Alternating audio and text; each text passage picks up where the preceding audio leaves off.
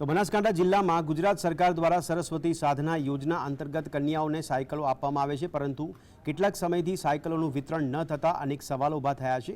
બાબર તાલુકાના કુવાડા ગામે આવેલી લોકનિકેતન શાળામાં 2 માસ કરતાં વધુ સમયથી સાયકલોની ફાળવણી કરવામાં આવી છે, પરંતુ આ સાયકલોનું વિતરણ ન થતાં આચાર્ય દ્વારા કોન્ટ્રાક્ટર એજન્સીને વારંવાર ફોન કરવામાં આવ્યો છે, તેમ છતાં કોઈ નિકાલ ન આવતા શાળાના પ્રાંગણમાં ખુલ્લી જગ્યામાં હોવાથી વરસાદના પાણીથી કાટ ખાઈ રહી છે।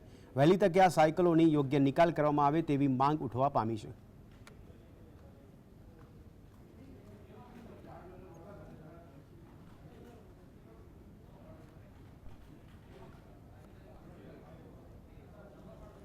લોકનિકેતન શાળામાં જે સાયકલો ઉતરી છે એ અમને એવું કહેવામાં આવ્યું છે કે 15 ઓગસ્ટે તેનું વિતરણ થઈ જશે અને 15 ઓગસ્ટે વિતરણ થાય તો અમારા બાળકોને પણ સારી રીતે હરવા ફરવાની જગ્યા મળે। તો અમારા સંવાદદાતા મહેન્દ્ર પટેલ અમારી સાથે જોડાયા છે, તેમની પાસેથી પણ માહિતી મેળવીશું। મહેન્દ્ર, જણાવશો કે અત્યારે ત્યાં પણ સાયકલોની સ્થિતિ શું જોવા મળી રહી છે અને રજૂઆતો કરવા છતાં પણ શું સામે જવાબ આપવામાં આવી રહ્યો છે? બાબર તાલુકાના કુવાડા ગામે 550 સાયકલો જે છે એ કાટ ખાઈ રહી છે અને છાત્રાલય જે છે લોકનિકેતન છાત્રાલય જે છે તેમાં બે મહિનાથી ઉપરાંત ત્યાં કાને સાયકલો સડી રહી છે અને સાયકલો વરસાદમાં પણ પલળી રહી છે અને એટલી ધૂળ ખાઈ રહી છે। અત્યારે જો આ સાયકલોનું જો વિતરણ ના થાય તો એને તેમાં પણ કાટ થઈ શકે તેમ છે અને ભંગાર હાલતમાં થઈ શકે તેમ છે। પણ આ જો આ લોકોને આચાર્યને પણ વાત કરવામાં આવી ત્યારે એમને એવું કીધું છે કે 15 ઓગસ્ટ પછી શું નેતા આવ્યા પછી જ સાયકલનું વિતરણ થશે, પણ 2 મહિના સુધી કાટ ખાઈ રહી છે ત્યાં સુધી હજી સુધી સાયકલનું કોઈ વિતરણ કરવામાં આવ્યું નથી અને ત્યારે વિદ્યાર્થીઓ સાયકલની પણ રાહ જોઈને બેઠા છે।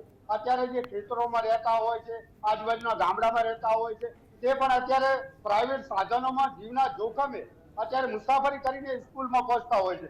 જો આ સાયકલનું વિતરણ કરવામાં આવે તો પછી એ સાયકલના હિસાબે સમયસર શાળામાં પહોંચી શકે તેમ છે અને સમયસર નિશાળ છૂટે ત્યારે પણ ઘરે પહોંચી શકે તેમ છે, પણ અત્યારે તો આ સાયકલો બધી ધૂળ ખાઈ રહી છે। જી મહેન્દ્ર, આચાર્ય દ્વારા રજૂઆત કરવામાં આવી છે, તેમને સરકાર તરફથી કયા પ્રકારના જવાબ આપવામાં આવી રહ્યા છે? આચાર્ય જે કોન્ટ્રાક્ટરને કહેવામાં આવ્યું છે તો કોન્ટ્રાક્ટરે એવું કીધું કે 15 ઓગસ્ટ પછી આનું વિતરણ કરવામાં આવશે। અત્યારે તો હાલ લૂલો બચાવ કરવામાં આવી રહ્યો છે, પણ અત્યારે 550 સાયકલો જે છે એ લાખો રૂપિયાની સાયકલો અત્યારે સડી રહી છે અને જો આ લાખો રૂપિયાની સાયકલો જે આ વિદ્યાર્થીઓને આપવામાં આવે તો એમને પણ અત્યારે સગવડ મળી રહે તેમ છે, પણ અત્યારે તો કોઈ છે ને એકબીજા માટે પણ ઢોળતા હોય એવું લાગી રહ્યું છે। જી મહેન્દ્ર, બાબરમાં આ યોજના સાથે સંકળાયેલા અધિકારીઓ શું જણાવી રહ્યા છે?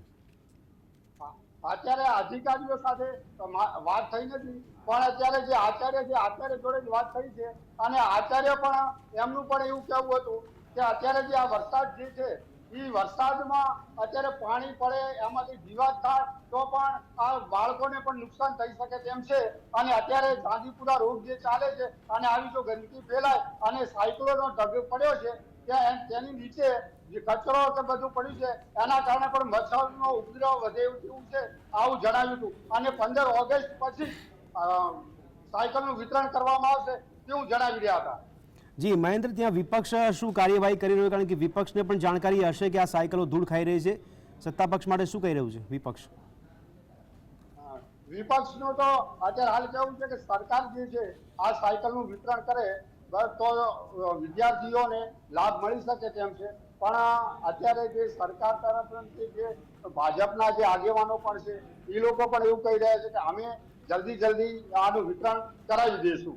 અને અત્યારે પણ અમે ત્યાં લોકનિકેતન છાત્રાલયનો કોન્ટેક્ટ કર્યો તો એમને કીધું અહીંયાથી કોન્ટ્રાક્ટર તરફથી સાયકલો બધી ઉપાડી લેવામાં આવી છે, તો આ સાયકલો ઉપાડી શા માટે લેવામાં આવી? જો વિદ્યાર્થીઓને આપવા માટે કરીને સાયકલો હતી તો પછી આના ઉપર ઢાંક પીછોડો કેમ કરવામાં આવી રહ્યો છે?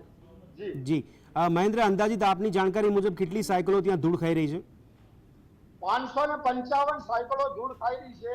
એમાં તો ટાયર છે કે અને ત્યાં લોખંડનું કઈ બી ચેનો છે કે સ્પેર પાર્ટ પણ જે છે એ પણ કાટ થઈ ગયા છે અને આવી રીતે જો સાયકલોને આપવા માટે કરી અને મોટી વાહવાહી કરવા માટે કરી અને સાયકલોનો ખાલી ઢગ કરી દેવાનો અને વિદ્યાર્થીઓને ના આપવી અને વિદ્યાર્થીઓ પણ સાયકલનો ઢગ જોઈ અને એ લોકો પણ અત્યારે એની રાહ જોઈને બેઠા છે ત્યારે અમને આ સાયકલ મળે, પણ અત્યારે તો બધો ઢાંક પીછોડો થઈ રહ્યો છે. જી મહેન્દ્ર, જે આપે કીધું એ પ્રમાણે કે ગાંધીનગર અને સાથે સાથે સરકાર અને જે તે વિભાગનું સંકલનનો અભાવ જોવા મળી રહ્યો છે. આ સંકલન કરનાર લોકો જે છે એ લોકો આગળ આવ્યા છે કે નહીં?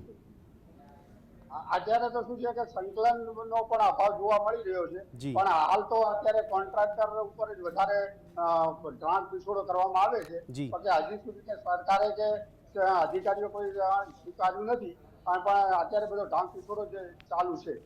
જી મહેન્દ્ર, ધન્યવાદ સમગ્ર માહિતી